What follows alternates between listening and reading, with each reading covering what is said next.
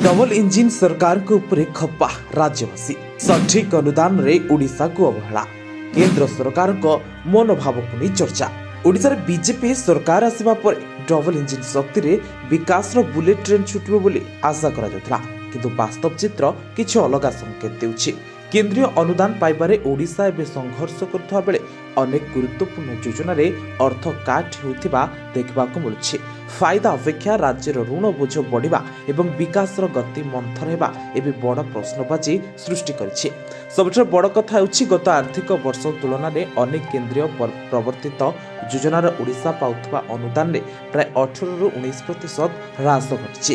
तेबे केंद्र सरकार अनुदान न देबा पई राज्य सरकार मध्य यथेष्ट परिमाण में दायी, कारण केंद्र मिलुवा अर्थ को सठिक समय उपयोग करिपारे विभिन्न विभाग विफल होउथबारु परवर्ती किस्ती मिलिबारे विलंब होइछि।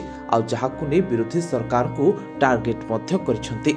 एहा डबल इंजिन हुए बरंग रिवर्स गियर रे चालुथबा सरकार बजेट देखा रंगीन मेनू कार्ड परी, किंतु रोषे घर खाली अछि बोली पूर्वरु कहिसंती विरोधी दल नेता तथा बीजेडी सुप्रीमो नवीन पट्टनायक।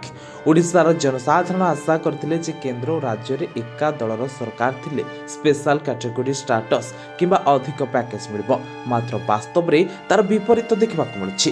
केवल रेलवाई क्षेत्र को छाड़देले अन्य क्षेत्र में आखि दृश्य अनुदान मिलू नहीं। अनेक पुराना योजनार नाम बदलाई दिया जाइछि, किंतु नुआ पांठिर आगमन सही तुलन में कम। ओडिशार मुद्रास्फीति हार जातीय हार ठारू अधिक रहिबा साधारण खाउटिंग अंटा भांगी दैछि। पूर्व वर्ष अपेक्षा प्रधानमंत्री आवास योजना एवं जल जीवन मिशन भली गुरुत्वपूर्ण क्षेत्र में पांठि कमिथिबा समस्त को आश्चर्य करिछि। 2025-26 आर्थिक वर्ष रे केंद्र अनुदान बाबद को 41,591 कोटी पाइबाकू लक्ष्य रखिथिला राज्य। हेले जनवरी शेष सुधा केंद्र उपरे 30,864 कोटी टंका बकाया रही। बीजेपी प्रतिश्रुति अनुसार डबल इंजिन सरकार रे ओडिशा हेब 1 नंबर राज्य। अनुदान बढ़िबो 2 गुणा बेगरे बढ़िबो विकास गति। निर्वाचन समय यह केवल बीजेपी स्लोगान नथिला, बरं केंद्रीय नेतृत्व बारंबार एही कथा को दोहराइथिले। हेले ओडिशा रे डबल इंजिन सरकार आसबा परे जेपरि पूर्व प्रतिश्रुति भूली जाइछि केंद्र, आ जहाकु नै केंद्र राज्य सरकार को टार्गेट करिसंती विरोधी दल। तेबे सरकार को विरोधी विरोध केते प्रभाव पकाउछि ताहा देखबाकू बाकी रहिला।